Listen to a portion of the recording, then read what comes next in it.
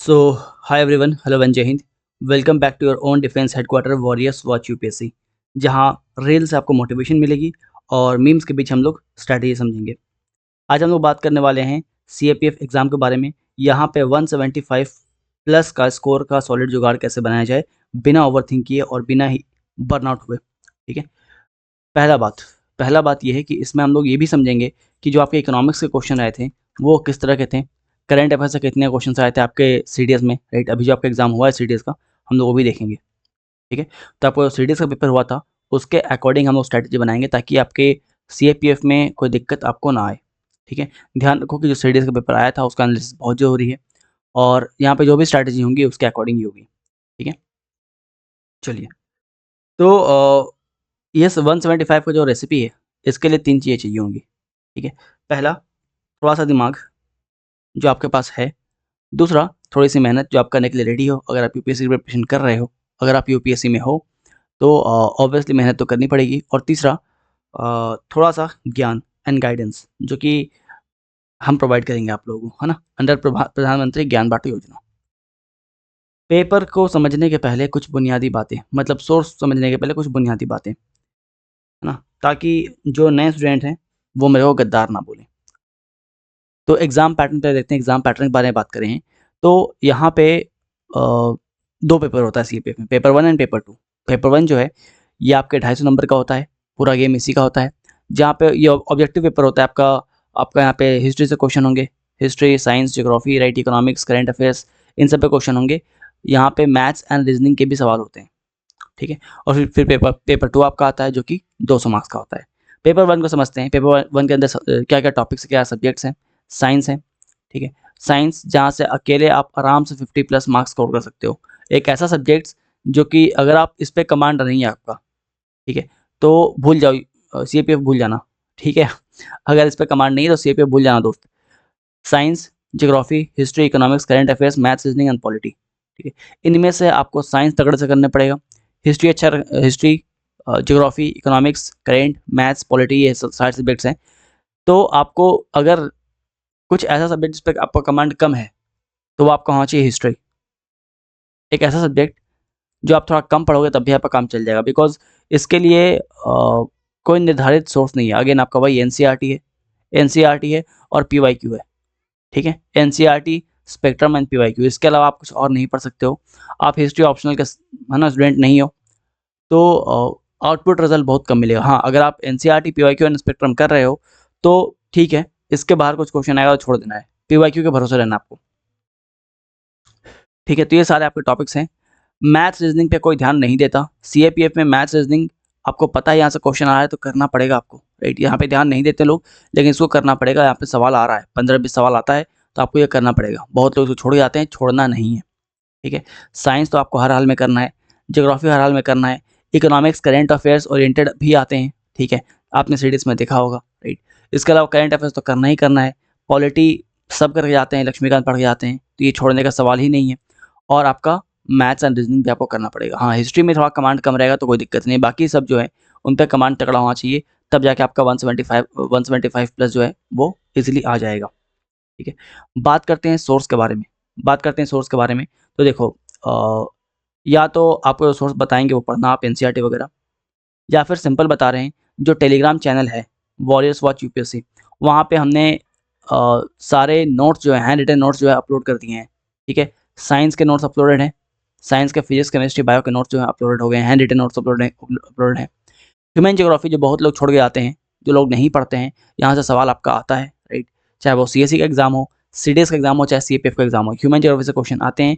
और human geography के भी हैंड रिटन नोट्स जो हैं इस चैनल पे, टेलीग्राम चैनल पे अपलोड हो चुके हैं। दूसरा, आपके ज्योग्राफी के भी नोट्स अपलोड हो चुके हैं, इकोनॉमिक्स के भी नोट्स अपलोड हो चुके हैं। या तो आपको बहुत सारा सोर्स अभी बताएंगे, आप वो कर लेना, ठीक है। या फिर जो हैंड रिटन नोट्स हम अपलोड कर रखे हैं उस हैंड रिटन नोट्स को सही से कर लेना, ठीक है।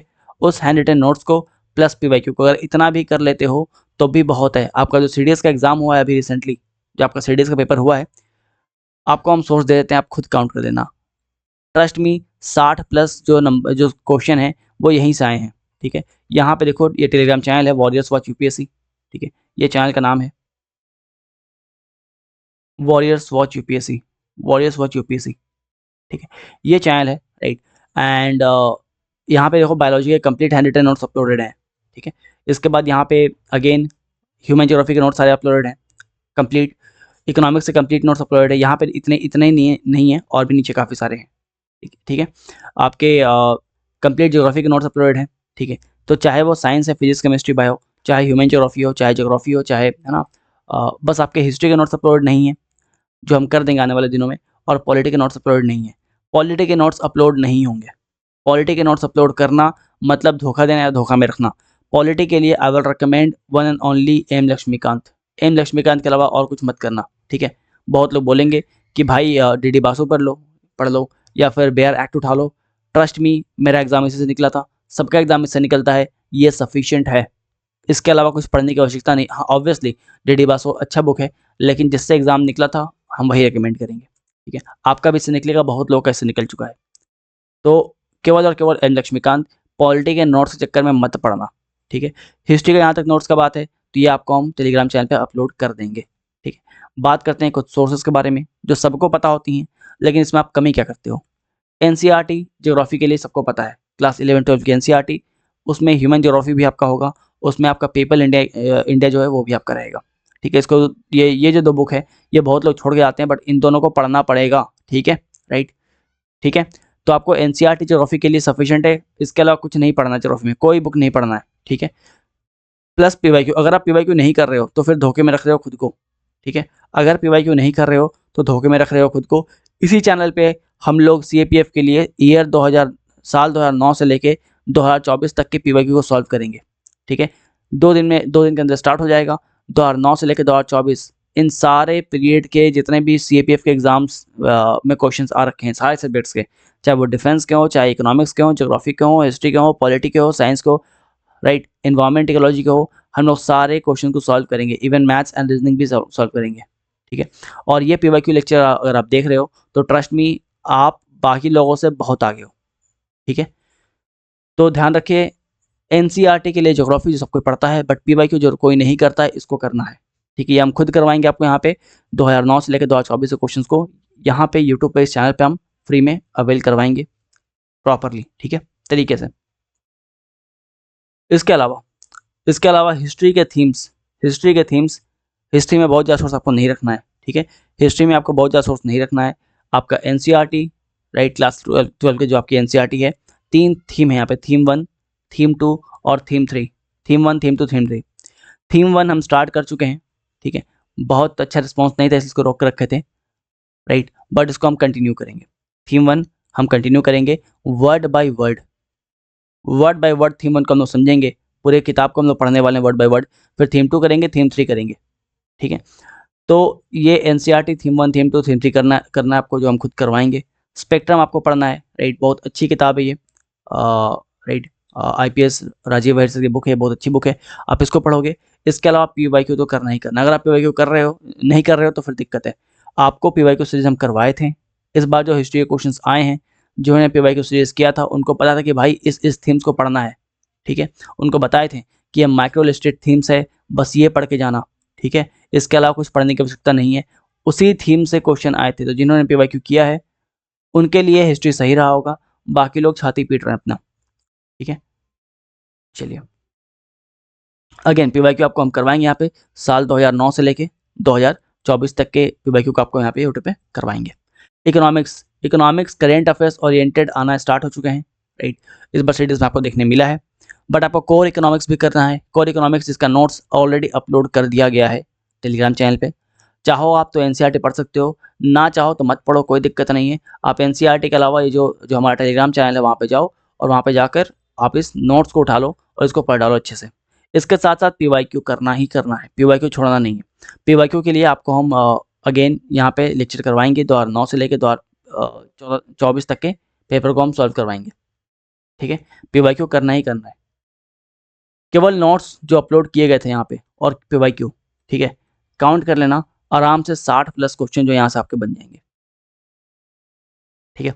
चलिए, अब बात करते हैं साइंस के एनसीईआरटी। क्लास 8, क्लास 9, क्लास 10 की एनसीईआरटी पढ़नी है। इसके अलावा क्लास 11th और क्लास 12 के भी कुछ टॉपिक्स से क्वेश्चन आते हैं, कुछ चैप्टर नहीं, क्लियरली बता रहे हैं, चैप्टर नहीं, कुछ टॉपिक्स से क्वेश्चन आता है, ठीक है। जैसे सेंट्रल डोगमा पूछ दिया, राइट। इस टाइप के टॉपिक्स जो क्लास 11-12 में हैं, यहाँ से आपके सवाल आते हैं। या तो आप एनसीईआरटी को पढ़ो, नहीं पढ़ना चाहते तो कोई दिक्कत नहीं है, मत पढ़ो, ठीक है। पढ़ना टाइम है तो पढ़ लो, नहीं टाइम है मत पढ़ो, कोई दिक्कत नहीं है। यहाँ पे टेलीग्राम चैनल में नोट्स अपलोडेड हैं, उनको उठाओ, उनको पढ़ लो और पीवाईक्यू सॉल्व करते चलो। पीवाईक्यू प्लस दोज नोट्स जो अपलोड कर रखे हैं। इसके अलावा साइंस में कुछ नहीं करना है। इफ़ यू वांट आप क्लास 6 से लेकर 10 तक के एनसीईआरटी को पढ़ो उठा के। इसके अलावा आप कुछ क्लास 11 और क्लास 12 के टॉपिक्स को पढ़ो, ठीक है, राइट। बट इसको आप नहीं पढ़ना चाहते हो, समय कम है आपके पास, तो ट्रस्ट मी, जो नोट्स हैं जो अपलोड हो चुके हैं उनको उठाओ, उनको पढ़ डालो। बहुत कंसाइज क्रिस्प नोट है एंड उसके साथ बस पीवाईक्यू सॉल्व करना, पीवाईक्यू सॉल्व करते रहना, उस नोट्स में पीवाईक्यू को ऐड करते रहना, ठीक है। इसके अलावा आपको कुछ नहीं करना है, इतना सफिशिएंट है। साइंस के लिए आपके कोई क्वेश्चन नहीं छूटेंगे। 50 प्लस मार्क्स आपको अकेले सब्जेक्ट देके जाएगा और साइंस से कंप्लीट नोट्स अपलोड हो चुके हैं, ठीक है। इसके अलावा लक्ष्मीकांत के लिए वन एंड ओनली आपका M Laxmikanth, I mean polity के लिए केवल एम लक्ष्मीकांत पढ़ना है आपको, साथ में आपको पीवाईक्यू करना है, ठीक है। इतना पर्याप्त होगा।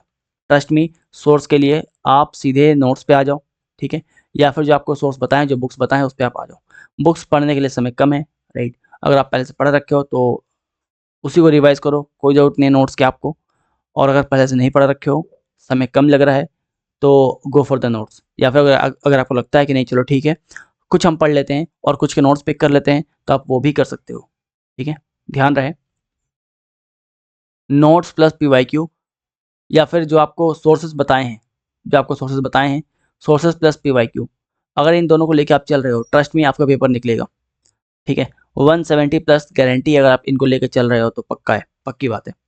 इसके अलावा कुछ ऐसे टॉपिक्स जो इजीली सॉल्व सबसे नहीं होते हैं, वो हम लेके आते रहेंगे। अभी रिसेंटली एक आपका लेक्चर आया था, dark art of solving MCQ, dark art of solving MCQ, ये लेक्चर आपको मिल जाएगा, राइट, अपलोड हो चुका है।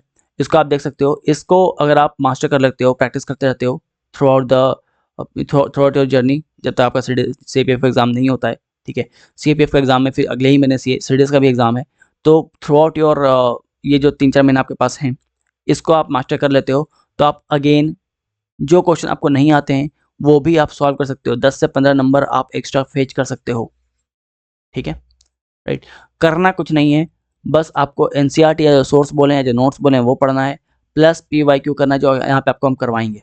इसके अलावा इसको ये जो वीडियो आपको हम बताएं, इसको मास्टर करना, इसको सॉल्व करना, प्रैक्टिस करना, राइट। इसके अलावा कुछ नहीं करना है, इसके अलावा कुछ भी नहीं करना आपको, ठीक है। बहुत चीज़ अभी करंट अफेयर्स के बारे में बात करें तो करंट अफेयर्स में आराम से आपका 20 क्वेश्चन आ रहा है, ठीक है। 18 से 20 क्वेश्चन यहाँ पे करंट अफेयर्स में आएगा अप्रॉक्सीमेटली। और करंट अफेयर्स का भी नोट्स यहाँ पे अपलोड हो जाएगा। जो नोट्स अपलोड होगा बिल्कुल कंपाइल्ड फॉर्म में, उसको आप तरीके से पढ़ लेना, ठीक है। वहीं से आप पे क्वेश्चन आएंगे, उसको आप तरीके से पढ़ लेना, राइट। तो यहाँ पे कुछ चीज़ होने वाली हैं। फॉर एग्जाम्पल पहला एक वीडियो था जो आपके सीपीएफ के बारे में था, वो आपको हम ये वीडियो था उसी रिलेटेड था, राइट। दूसरा पीवाईक्यू सीरीज आपका आने वाला है, पीवाईक्यू सीरीज जहाँ पे ईयर 2009 से लेके 2024 तक के क्वेश्चंस को हम सॉल्व करवाएंगे, ठीक है। डिपेंडिंग अपॉन कि आप लोग का जो है किस टाइप से आप लोग का रिएक्शंस के ऊपर आ रहा है, ठीक है। इसके अलावा एमसीक्यू सॉल्विंग एप्टीट्यूड,